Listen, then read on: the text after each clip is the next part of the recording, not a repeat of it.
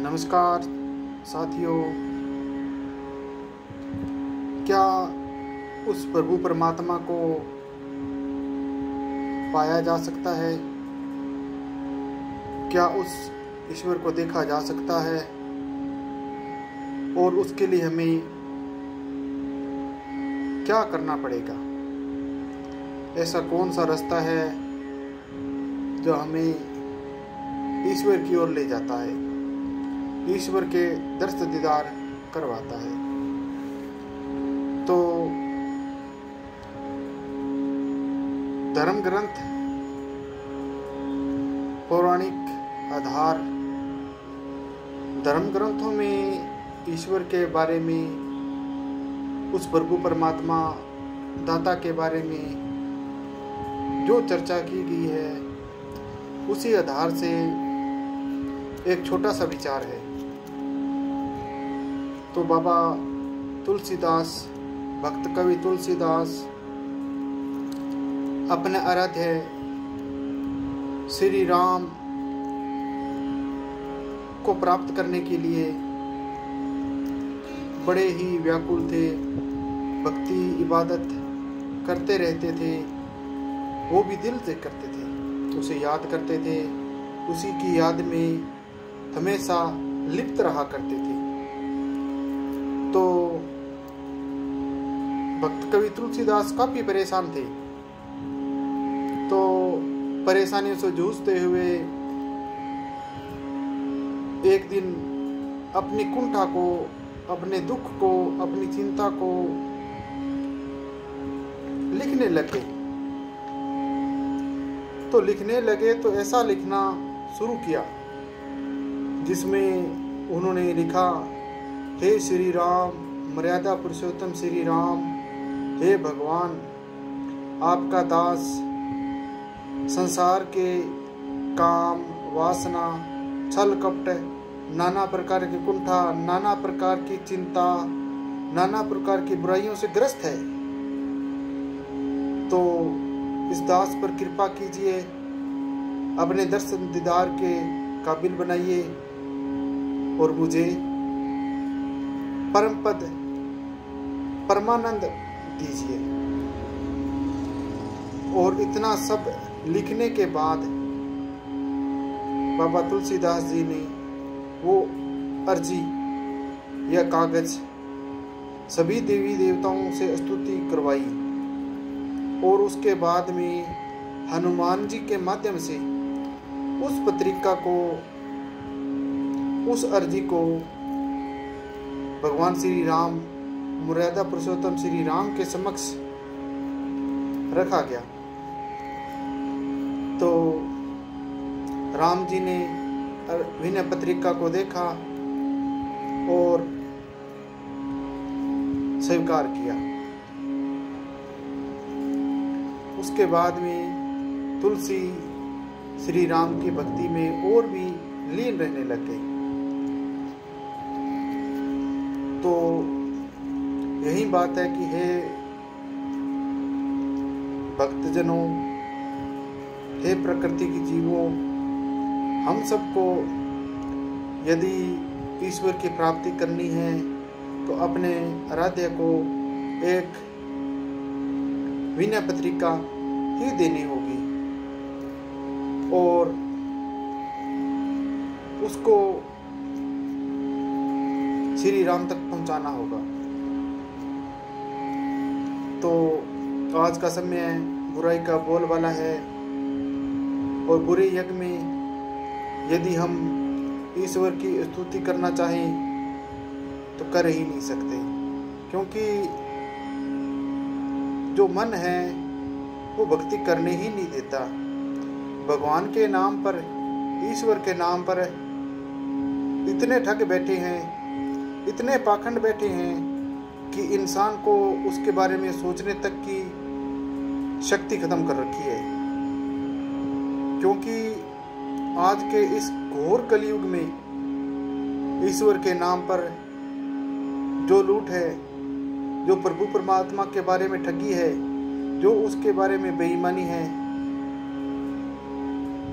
तो उसके संबंध में यदि कहें कि एक गिरगिट रंग बदलने में 2 सेकंड, 3 सेकंड, 4 सेकंड का समय लेता है, परंतु इंसान एक पलक झपकते ही भक्त और एक पलक झपकते ही वह शैतान बन जाता है। तो हे मित्रों, इसी रामचरित में जब मर्यादा पुरुषोत्तम श्री राम जी ने उनकी विनय पत्रिका स्वीकार की, तो आराध्या ने वर्णन करते हुए उपदेश भी दिया था। कहा था कि भक्त वत्सलता होनी चाहिए, भगवान के प्रति समर्पण होना चाहिए। किस प्रकार, और भगवान से भगवान को ही मांगना सर्वश्रेष्ठ भक्ति है। तो उन्होंने जो रामचरित में कुछ पंक्तियां लिखी थी, जिन पंक्तियों का आज हम बखान करके समझते हैं और सच्चे मार्ग, सच्ची भक्ति करना चाहें, तो आज के इस युग में हम कर सकते हैं। तो बाबा तुलसीदास ने भक्ति भाव से प्रेरित होकर के, विनय पत्रिका से प्रभावित होकर के पंक्तियां लिखी और कहा, क्या कहा, चहु न सुगति, चहु न सुगति सुमति संपत्ति कछु, रिद्धि सिद्धि न विपुल बढ़ाई, हेतु रहित राग अनुराग विराग, राम पद बड़े अधिकाई। तो उनमें लिखा कि रिद्धि सिद्धि न विपुल बढ़ाई, न तो कोई रिद्धि चाहिए, न कोई सिद्धि चाहिए, न विपुल बढ़ाई, न कोई बढ़ाई चाहिए, प्रशंसा चाहिए, मान मर्यादा चाहिए, बिल्कुल भी नहीं चाहिए। रिद्धि सिद्धि न विपुल बढ़ाई, हेतु रहित, इन सब विषयों से मुक्त करके राग अनुराग विराग, हे राम जी जो विषय है इनसे मुक्त कर दो। राग अनुराग विराग, कोई राग भी आए, कुछ गाना भी पड़े, विराग भी आए, कोई दुख भी आए, तो आपके नाम का आए। राग अनुराग विराग, विराग दुलारों, विराग दुलारों, तो अनुराग विराग, आपके नाम का ही विराग आए। राग अनुराग विराग, राम पद बड़े अधिकाई। हे दाता, हे ईश्वर, हे राम जी, यदि मुझे ईश्वर के दर्शन दीदार हो, प्रभु परमात्मा की प्राप्ति हो, ऐसी भक्ति चाहिए। और कोई रिद्धि सिद्धि विपुल बढ़ाई, कोई प्रशंसा नहीं चाहिए, कोई मान मर्यादा नहीं चाहिए, कोई रिद्धि सिद्धि नहीं चाहिए। रिद्धि सिद्धि का मतलब होता है जैसे आकाश में उड़ना, पानी में तैरना, पानी पर चलना, ये रिद्धि सिद्धि होती है। जैसे जादूगर अपने खेल तमाशा दिखा करके लोगों को प्रभावित करते हैं, ऐसी रिद्धि सिद्धियां नहीं चाहिए। बस चहुना सुगति सुमति संपत्ति कछु, कोई भी संपत्ति, कोई भी धन दौलत नहीं चाहिए। राम पद बड़े अधिकाई, सिर्फ आप जी के चरणों की भक्ति बढ़े, ये पद अधिकाई, इसकी अधिकता मुझे चाहिए। आप जी के चरणों की भक्ति, सिर्फ चरणों की भक्ति ही मुझे चाहिए। तो हे समाज के, जीव जगत के, हे मानव प्राणी, यदि आज के इस युग में यदि हमें ज्ञान की आवश्यकता है, तो वो ही सच्चे ज्ञान की आवश्यकता है। हमारे धर्म ग्रंथों में जो बातें लिखी है वे हमारे आदर्श है, वे हमारी सच्ची शिक्षा है, वे हमारे महागुरु है। इससे ज़्यादा हमारा कोई मित्र, गुरु या कोई हमारा रक्षक इस धरती पर पैदा नहीं हुआ। कोई है तो वो कोई अवल अल्लाह ही होगा, अनोखा ही होगा, जिसके दर्श दीदार होने से हमारा भला हो सकता है। परंतु क्या करें, आज के इस युग में इंसान को ही ठग रहा है, इंसान को भरमा रहा है, कोई भावना भड़का के ले रहा है, कोई आगे से ले रहा है, कोई पीछे से ले रहा है, कोई ठग रहा है, कोई लूट रहा है। बस प्रभु परमात्मा के नाम पर लूट खसोट है। कहते हैं आपको ईश्वर के दर्शन कराएंगे, परम शांति दिलाएंगे, आपके घर से दुख दूर करेंगे, चिंता दूर करेंगे, परेशानियां खत्म करेंगे। दुखी मन, दुखी इंसान, इन सब का गुलाम बन जाता है। पाखंडी लोगों का, ढोंगी लोगों का, जो ईश्वर के नाम पर लूटते हैं। तो मित्रों, सचेत रहिए, जागृत रहिए। यदि हमें अपने अध्यात्म से धर्म ग्रंथों में लिखी बातों को मानते रहें तो हे मित्रों, हम जैसा सर्वश्रेष्ठ और अच्छा मानव, अच्छा व्यक्ति कोई होगा नहीं। और हमें जो धर्म ग्रंथ शिक्षा देते हैं उनकी अनुपालना करना ही हमारे लिए सर्वश्रेष्ठ है। धन्यवाद मित्रों। आज का विचार कैसा लगा? यदि अच्छा है तो लाइक और सब्सक्राइब भी जरूर करें। और ईश्वर की भक्ति करना हमारा पहला फर्ज है। अंतिम दौर में एक छोटा सा दोहा है जो हम सब पर लागू होता है, जो मात्र जीवन जीने के लिए प्रेरित करता है। किसी शायर ने एक पंजाबी में भी लिखा है, कहते हैं कि तेनों यार नाल की, तेनों चोर नाल की, तू अपनी निबेड़ तेनों होर नाल की। जीव जगत आज दुनिया में भटक रहा है ना मित्रों, तो ये अज्ञानता के कारण भटक रहा है। क्योंकि जो धर्म ग्रंथ है वो हमेशा सच्चे थे, सच्चे हैं, सच्चाई पर चलने के लिए प्रेरित करते हैं। और चलना किसने है? हमने। यदि आज हम अच्छाई पर चलना चाहें, एक प्रण करते हैं, 2 घंटे बाद उसी पल, उसी क्षण हमारे अंदर जो एक बुरी ताकत बैठी है, जिसको काल महाकाल ने बनाया, उसका नाम है मन। क्योंकि मन की गति सबसे तेज है।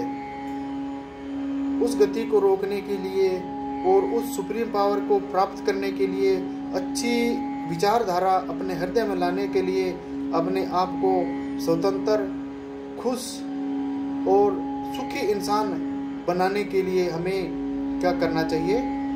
मेडिटेशन। अपने अपने धर्मों में रहिए। जो धर्मों में ईश्वर का नाम दिया है उसी नाम का स्मरण करें, रिपीट करें, मेडिटेशन करें, ध्यान लगाएं, एकांत में बैठें। द मेथड ऑफ मेडिटेशन को ही रिपीट करें। कहते हैं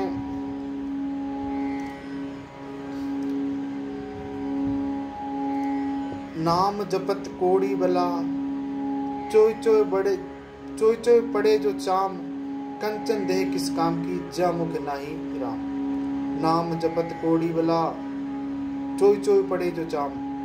ये सुंदर काया, ये शरीर ईश्वर का दिया हुआ, यदि हम इसका उपयोग हरि बंदगी, ईश्वर बंदगी, राम बंदगी में नहीं लगाते हैं तो मित्रों, आने वाले चल रहे समय में हमें अनेक प्रकार की बुराइयों से, परेशानियों से निपटना पड़ेगा। यदि निपटा न जाएगा तो हमारी इस निपटते परेशानी में उलझते चलते हम मौत को प्राप्त हो जाएंगे। यदि ईश्वर बंदगी करेंगे तो मौत तो जरूर आएगी, परंतु आनंद की अनुभूति के साथ आएगी। और आनंद के साथ ही हमारा जीवन व्यतीत होगा, आनंद के साथ ही हमारा जीवन समाप्त होगा। और दुनिया में, समाज में पीछे अदब सत्कार से हमारा नाम लिया जाएगा। भला और बुराई का प्रतीक बनना है तो समाज में मित्रों टहलते रहिए, बुराई के साथ जुड़े रहिए। और अच्छाई पर चलना है, अच्छे काम करने हैं तो अच्छा बनने के लिए मित्रों राम नाम का संग, ईश्वर का संग, सत्संग, हरि भजन, ईश्वर की बंदगी, ईश्वर की बनाई खलकत से बेगर्ज निस्वार्थ भाव से प्रेम करना ही हमें अपने आप में एक आध्यात्मिकता की ओर ले जाने वाला रास्ता है। हे मित्रों, धन्यवाद। आज का विचार